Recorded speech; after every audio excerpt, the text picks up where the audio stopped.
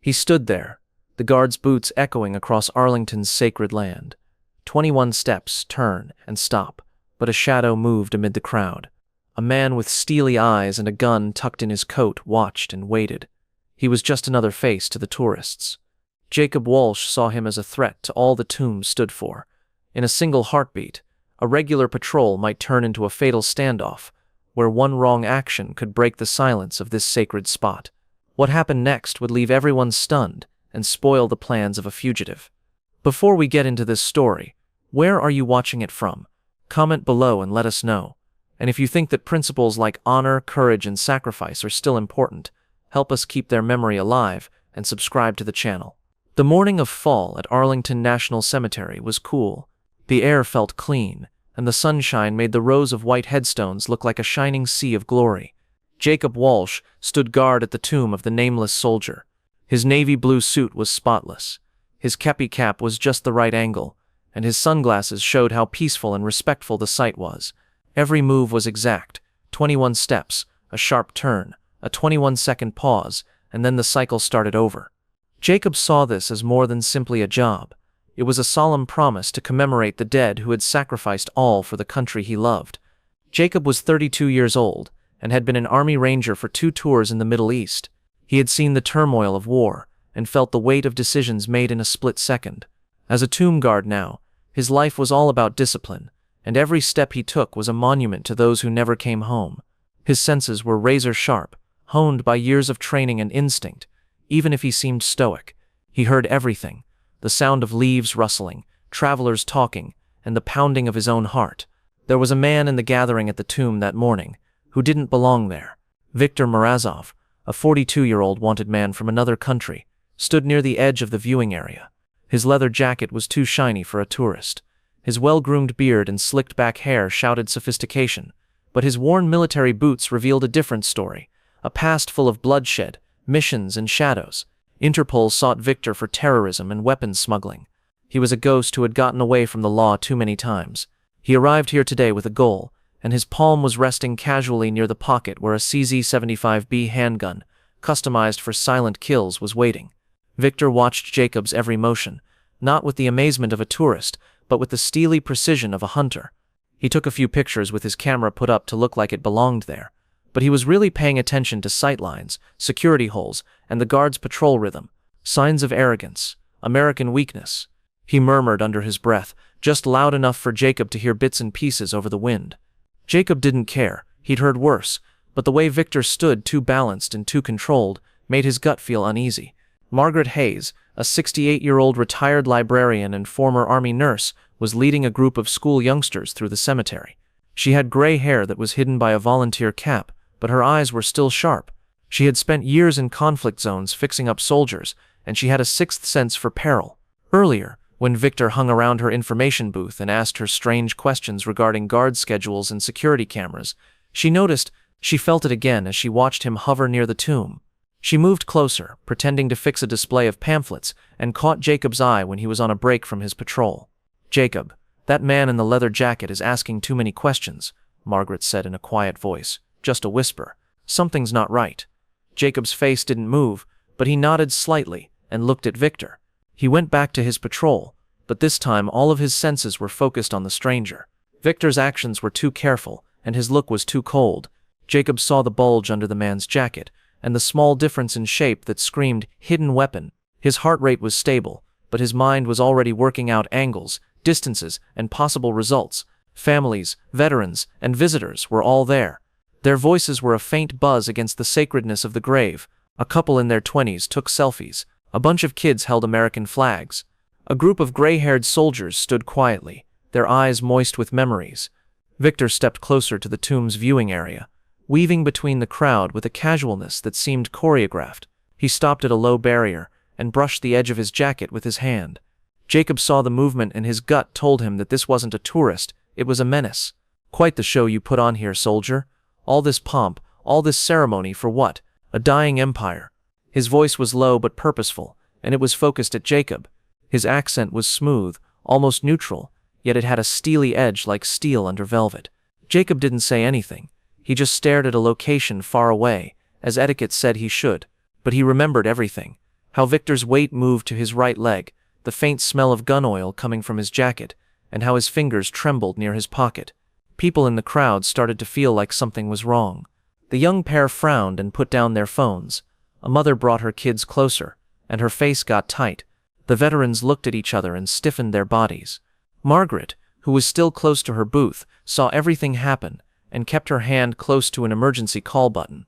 She had seen this kind of stress before in field hospitals, when danger was always present but quiet. She pushed the button, her movement small, and hoped help would come in time. Victor got closer and whispered to Jacob, "You stand here guarding a tomb while your country falls apart. Multicultural chaos, weak leaders, a nation too weak to survive. We see it. We're ready to show the world how weak your symbols are." His hand moved slowly and deliberately to his jacket, like a snake uncoiling. Jacob's heart didn't race. It calmed down as his training kicked in. He understood that the following few seconds would change everything. Victor's hand came out, and the sun shone off the blue steel of a CZ-75B pistol. The crowd gasped. A woman held back a scream, and the veterans automatically moved to protect the kids. Victor held the gun low and didn't aim it yet. He was enjoying the moment. "Isn't it beautiful?" he remarked, almost in a religious tone. "Changed for accuracy. 15 rounds of truth." He clicked off the safety, and the sound echoed like thunder in the shocked hush. "This is where your ceremony ends, guard. One shot and your sacred tomb becomes a headline." Jacob's eyes stayed on the road ahead, and his posture was faultless, but every muscle in his body was tense and ready. He had been ambushed in dusty villages and disarmed rebels in busy markets. This was the same. He kept an eye on Victor's position, military training in Eastern Europe that had been changed by years of working in Black Ops. The grip on the rifle was made to fit. The barrels had markings on them that showed they had been used in real life, not just for practice at the range. Jacob wasn't lying, and Victor wasn't either. The fugitive raised the gun slowly and dramatically, with his finger resting next to the trigger, which showed that he was well trained. He teased, "Any last words, guard? Do you have any defense for your precious system? Or will you die like your country, silent, weak, and holding on to empty traditions?" The throng was still, a picture of horror. A child cried softly, hidden in his mother's arms. Margaret's eyes were fixed on Jacob, and she had complete faith in him. The veteran was ready, with one hand reaching for a cane like it was a gun. It felt like time was going on forever, with each second seeming like an hour. Victor's finger started to curl toward the trigger, and his eyes shone with victory. Then Jacob moved, not like a tomb guard at a ceremony, but like a soldier who had been in battle before. In a flash, his gloved hand sprang out and grabbed the revolver slide with a grip that had been honed through hours of practice. Before Victor could do anything, Jacob twisted the gun and found the right pressure points to pull it free.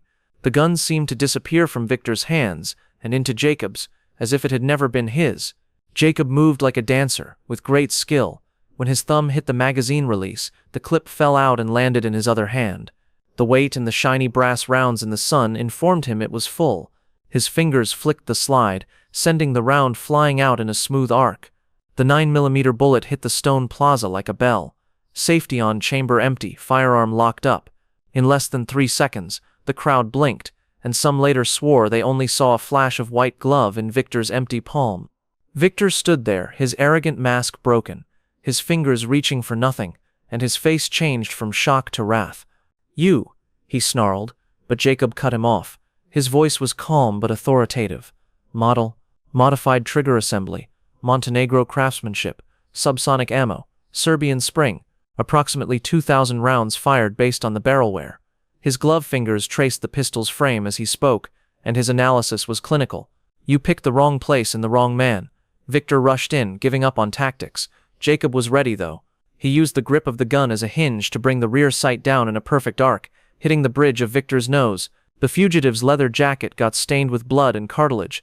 Victor staggered, holding his face, and his voice was heavy with anguish. Jacob's answer was cold. "You broke my nose. I neutralized a threat to this sacred ground. The broken nose is just a side effect." The crowd started to mutter, some cheering and others still dazed. Margaret led the kids and families to safety, and her voice stayed calm even though things were crazy. The veterans nodded their heads in agreement, and one said, "That's how it's done, son." In the distance, sirens screamed, getting louder as the Arlington security team got closer. Jacob kept Victor away. The fugitive's arrogance was gone, and his blood dripped down the square like a countdown. Victor said. "You'll regret this," and his words were blurred by blood. Jacob's gaze stayed steady as he said, "We're everywhere. This isn't over. It was over the moment you drew that weapon. You didn't notice the silent alarm going off 2 minutes ago, or the cameras catching your face from 6 different angles. Metropolitan Police are sealing every exit right now." Victor's face went pale as the sirens grew louder, and police cars screeched to a halt nearby. Jacob stayed at his station, holding the gun tightly, and standing up straight as if he were at a ceremony. Armed guards surrounded the area, handcuffed Victor, and pulled him toward a van. An investigator walked up to Jacob with a notepad in hand. "That was some move, soldier. Do you have any information on this guy?" Jacob's voice was calm and professional. "Suspect carried a modified CZ-75B, likely sourced through Balkan networks. His stance suggests paramilitary training, Eastern European, possibly Serbian. Check Interpol's database." His accent and ideology matched known extremist profiles. The detective's eyebrows lifted, but he scribbled frantically. One of his cops ran over with a tablet in hand. "Sir, facial recognition just went off. This guy is Viktor Morazzov, who is wanted for several attacks in Europe. Interpol has been looking for him for years." The detective nodded sadly. "By tonight, his face will be on every news channel. That nose won't let him hide for long." He looked at the blood trail Victor left behind. "By the way, nice touch with the rear sight." Jacob's face didn't change. "The CZ-75B sight works well when used with the right amount of force. The suspect will need medical help within hours, so it's easy to find him." The detective laughed and shook his head. "We'll need a full statement later, but for now, is there anything else?" Jacob's eyes were always on the lookout as he looked about. "Look into underground clinics in DC's eastern districts. He'll probably get help from Balkan expatriate networks." Life at Arlington began to settle down as the police sealed off the area. Tourists, who were already far away, watched as forensic teams took pictures of the blood trail and got the bullet back. Margaret walked up to Jacob with her volunteer cap slightly askew and her eyes gleaming with pride. She whispered softly, "My husband was a Marine, buried here, but not many people know about it. You honored him today, Jacob." "All of them." Jacob looked her in the eye and spoke in a calm but forceful voice. "Ma'am, it's what we do for them." One of the veterans, a thin man with a silver star pin, stepped forward and gave a crisp salute. He said, "Army retired. That was textbook, son. It took me back to Nam. Stay calm until it's time to move." Jacob returned the salute perfectly. "Thank you, sir. I'm just doing my job," the veteran said with a smile. "Duty? Hell, you're a damn good soldier. Standards haven't slipped since my day." The sun went down and cast deep shadows across the courtyard. Jacob went back to his patrol. 21 steps, turn, stop, like nothing had occurred. Each of his medals told a narrative of service and sacrifice. The people in the throng were in amazement, and their whispers were suddenly full of respect. A little boy with a flag pointing at Jacob. "Mom, is he a superhero?" His mother smiled, tears in her eyes. "Something like that, honey." Jacob thought about the day again and again, not with pride, but with calm determination. It wasn't just stone and marble, it was the heart of a nation and a memorial of those who had died for it. Viktor Morazzov felt he could destroy it, but he didn't know how tough the guards were. Jacob thought of Margaret's husband, the people who were buried under the tomb, and the many more who were buried on Arlington's hills. This was for them. The detective's radio crackled with information as the police vans drove away, and Victor's rants faded into the distance. Surveillance cameras had seen the fugitive's movements before, and hospitals were ready. The net was closing in, and Morazzov's smashed nose would stand out like a beacon. Jacob didn't need to know what happened. He had done his part. The tomb was protected, and its honor was still intact. The day's tumult had little effect on the cemetery's calm beauty as the afternoon turned into evening. Jacob's footsteps echoed quietly, and each one was a promise kept. He thought of the veterans who had stood by him, Margaret's steady bravery, and the youngster with the flag. He served not for fame, but for the memory of those who had been before him. He thought of the tomb guard's motto, "I will not falter in my duty." What would you do if you were Jacob? Could you stay calm knowing that danger was only a few inches away, and yet respond with such accuracy when the time came? These are the men and women who protect the heart of our country, not just with ceremony, but with unyielding resolve. Let us know what you think. Have you ever seen someone deal with a problem like this? What does Arlington signify to you? Tell us and remember the dead by keeping their stories alive. The narrative ends here, but Jacob's watch keeps going.